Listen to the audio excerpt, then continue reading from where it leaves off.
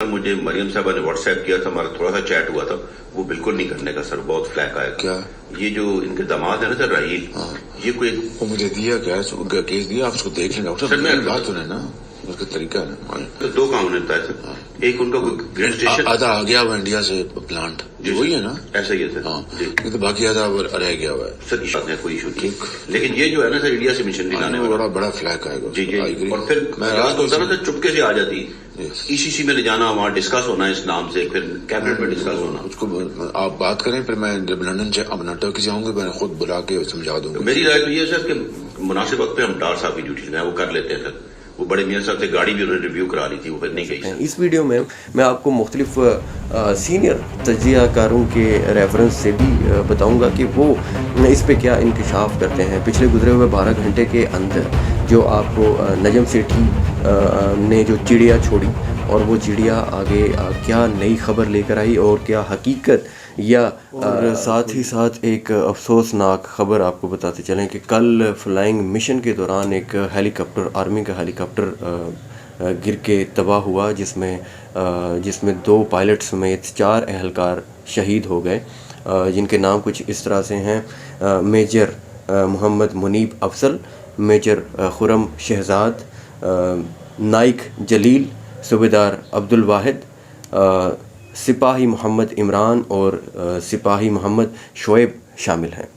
अल्लाह ताला इनको जो है वो इनकी बख्शिश फरमाए और इनकी फैमिलीज़ को सब्र जमील अता फरमाए।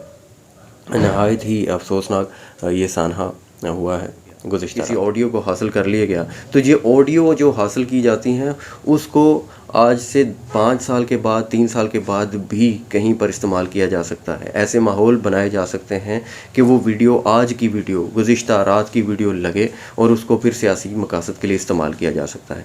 तो ये हुई और उसमें इंडिया से मशीनरी लाने की बात की गई जो कि उनके पावर प्लांट्स के लिए इस्तेमाल की जाएंगी। मरियम नवाज़ अपने दामाद के लिए मशीनरीज़ जो है वो इंडिया से मंगवाने की बात कि कैसे। इस वक्त सबसे परेशानी वाली बात यह है कि वज़ीर आज़म हाउस भी इन चीज़ों से महफूज नहीं रहा। यानी क्या ये कोई 5th जनरेशन वार है जो कौन जीतेगा, या ये इस तरह का है कि इन चीज़ों से बचने के लिए सबसे पहली चीज़ कि आप अपना मोबाइल अपने रूम से बाहर रख लें, तो आप जो बात करते हैं वो बाहर नहीं जा सकती। दूसरी चीज़ ये कि आप अपने मोबाइल को ऐसी चीज़ के पास रखें, आप टीवी ऑन कर लें, टीवी से आवाज़ जो है वो इतनी लाउड हो कि आपकी बात और टीवी की आवाज़ मिक्स हो के आगे जाए और वो समझ ना आए कि वो बात क्या हो रही है। तो बात यह है कि हर चीज़ का तोड़ तो है, लेकिन अफसोसनाक खबर यह है कि हमारे वज़ीर आज़म हाउस से भी चीज़ें लीक हो सकती हैं। अब मुख्तलिफ परेशानी वाली बात यह है कि इस वक्त वज़ीर आज़म हाउस भी इन चीज़ों से महफूज नहीं रहा। वज़ीर आज़म हाउस से भी ऑडियो लीक हो रही हैं और वो डार्क वेब पर भी मौजूद हैं। अब डार्क वेब पे ऑडियो लीक्स जो हैं वो 100 घंटे से भी ज़्यादा की ऑडियो लीक हैं जो कि आपको इस तरह से वीडियोस में दिखाई नहीं जा सकती।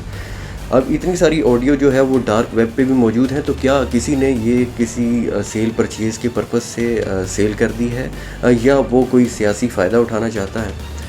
ये इश्यूज़ जो हैं वो बहुत ज़्यादा इंपॉर्टेंट है कि वज़ीर आज़म हाउस भी इस वक्त महफूज नहीं रहा। अब हम इस वीडियो में बात करेंगे कि ऑडियो जो है वो लीक किन मकासद से की जा सकती है, किस तरीके से की जा सकती है और कौन सी ऐसी डिवाइसेस हैं जो कि जिनके थ्रू ऑडियो लीक की जा सकती है। एक ग्रीन लाइन होती है जो कि स्पेशल किस्म के जो इस तरह के एरियाज़ होते हैं वज़ीर आज़म हाउस वगैरह, वहाँ पे ग्रीन लाइन होती है जिसको टैब नहीं किया जा सकता। अब ग्रीन लाइन के थ्रू जो भी बात होती है वो तो लीक हो नहीं सकती। उसके अलावा अगर आपको लगता है कि आपके कमरे में कोई बग मौजूद है तो आप आईबी की इसकी टीम से जो है वो उसकी असेसमेंट करवाएंगे। वो आगे इसको असेस करेंगे, देखेंगे कि कोई बग, कोई ऐसी डिवाइस, कोई ऐसा रिसीवर, कोई ऐसा माइक तो मौजूद नहीं है जो कि आपके रूम में वाल्स में या एसी की डक्ट्स में या आपकी सीलिंग्स में कि इस तरह की कोई चीज़ लगाई गई हो जिससे आपकी जो वॉइस है वो ट्रांसमिट कर दी जाती हो। इस तरह की चीज़ों का असेस किया जाता है। लेकिन अगर तो आपके रूम में कोई ऐसी डिवाइस मौजूद नहीं है तो सबसे ज़्यादा बुरी तरीन डिवाइस कौन सी है, वो आपका अपना स्मार्टफोन है। अगर आप स्मार्टफोन के उसमें से बैटरी भी निकाल दें, उसको ऑफ़ भी कर दें, आजकल तो बैटरीज़ जो हैं वो उससे निकाली नहीं जा सकती, उसके अंदर से ऐसे सॉफ्टवेयर आ चुके हैं, सुनने में ये आया है कि इसराइल ने ऐसे सॉफ्टवेयर सेल किए हैं और इंडिया ने भी ऐसे सॉफ्टवेयर जो हैं वो परचेज़ किए हैं। इसराइल इसको जो है वो एक्सपोर्ट कर रहा है ऐसे सॉफ्टवेयर कि आप घर में बैठे हैं और आपके नंबर्स के थ्रू जो है वो मुख्तलिफ लोग आपको असेस कर रहे हैं। आपके घर के बाहर एक गाड़ी आई जिसके अंदर रिसीवर्स लगे हुए हैं, जिसके अंदर ट्रांसमीटर्स लगे हुए हैं, आपके नंबर्स उनको पता है। इवन कोई नया शख्स भी आपके घर में आ रहा है तो उसका नंबर भी वहाँ पे शो होना शुरू हो गया है, तो वो आपकी सारी बातों को असेस कर सकते हैं। तरीका ये बताया जाता है कि इन चीज़ों से बचने के लिए सबसे पहली चीज़ कि आप अपना मोबाइल अपने रूम से बाहर रख लें, तो आप जो बात करते हैं वो बाहर नहीं जा सकती। दूसरी चीज़ ये कि आप अपने मोबाइल को ऐसी चीज़ के पास रखें, आप टीवी ऑन कर लें, टीवी से आवाज़ जो है वो इतनी लाउड हो कि आपकी बात और टीवी की आवाज़ मिक्स हो के आगे जाए और वो समझ ना आए कि वो बात क्या हो रही है। तो बात यह है कि हर चीज़ का तोड़ तो है, लेकिन अफसोसनाक ख़बर यह है कि हमारे वज़ीर आज़म हाउस से भी चीज़ें लीक हो सकती हैं। अब मुख्तलिफ़ एजेंसीज़ इनको लीक करती हैं अगर, तो उनका क्या ज़ाती मफाद है कि वो उसको आगे फॉरवर्ड कर दें। अगर वो एजेंसीज़ उसको ट्रांसमिट करके उसको मतलब चेज़ कर लेती हैं, उसके बाद वो लीक क्यों करेंगे, ये भी एक क्वेश्चन मार्क है कि इनके। अच्छा, इसमें एक इम्पोर्टेंट चीज़ ये है कि अगर एक वीडियो, अगर एक ऑडियो आज कहीं से ट्रेस कर ली गई, 1 साल बाद, 2 साल बाद, 3 साल बाद, ऐसे हालात पैदा किए जाएं जिसमें वो वीडियो आज की वीडियो लगे, जिसमें वो वीडियो गुज़िश्ता रात की वीडियो लगे, जिसमें वो हालात हाज़रा से मैच करती हुई ऑडियो लगे, तो ऐसे भी हालात पैदा किए जा सकते हैं। इस वीडियो में मैं आपको मुख्तलिफ़ सीनियर तज्ज़ियाकारों के रेफरेंस से भी बताऊंगा कि वो इस पे क्या इंकशाफ करते हैं। पिछले गुजरे हुए 12 घंटे के अंदर जो आपको नजम सेठी ने जो चिड़िया छोड़ी और वो चिड़िया आगे क्या नई खबर लेकर आई और क्या हकीकत या कोई अफवाह, जो भी, वो नजम सेठी की चिड़िया जो है वो क्या काम कर रही है, मैं आपको नजम सेठी के ज़बानी भी सुनाता हूँ कि वो क्या कहते हैं आज की इस वीडियो के बारे में। कोई मतलब है कि क्या फ़ोन को बग किया गया था जो लाइंस हैं, मगर ये फ़ोन के ऊपर तो बात हो ही नहीं रही। ये तो बात हो रही है 2 लोग बैठे हुए हैं, 4 लोग बैठे हुए हैं और एक कमरे में बैठे हुए हैं और वहाँ बात हो रही है, रिकॉर्ड किया गया और वहाँ से फिर खान साहब के हवाले की गई। तो ये सवाल खड़ा होता है। तो अब मैंने थोड़ी सी एज़ यूजुअल चिड़िया को भेजा। आपकी चिड़िया की खबर आने वाली। मैंने कहा जाओ यार ISI हेडक्वार्टर जाओ, IB हेडक्वार्टर जाओ, पता करो वो की सोचते पहले, उसको कोई वॉइस मैसेज आई है या उसको कोई SMS आया है, उसने उसको क्लिक किया है कि सुनने के लिए क्या है।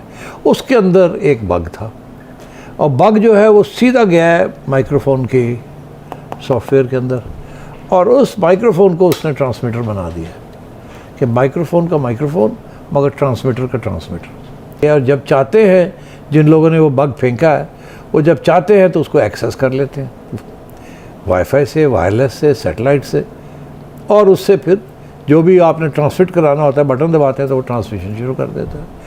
ट्रांसमिशन कहीं चली गई है, अगर तो किसी एजेंसी के हेडक्वार्टर्स गई है तो आपको JIT कुछ भी नहीं बताएगी, क्योंकि और अगर किसी बैरूनी मुल्क में या उनके बाशिंदे यहाँ बैठे हुए हैं या वो कर रहे हैं तो फिर वो आपको बताएगी या कि जी ये फ़ोन की वजह से ये हुआ है, और जाके आपके अपोनेंट्स को दे देता है।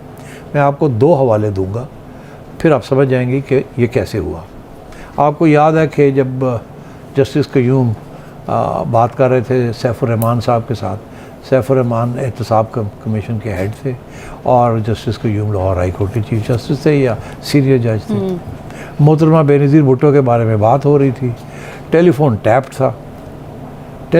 था, वो जिस एजेंसी ने किया था उसके रिकॉर्ड में वो सब कुछ था, ठीक।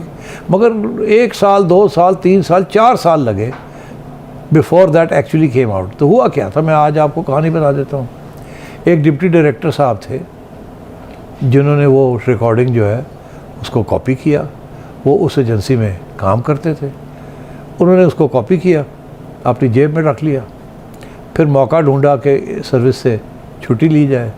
सर्विस से छुट्टी लेके भागे और किसी यूरोपियन मुल्क में जाके बैठ गए।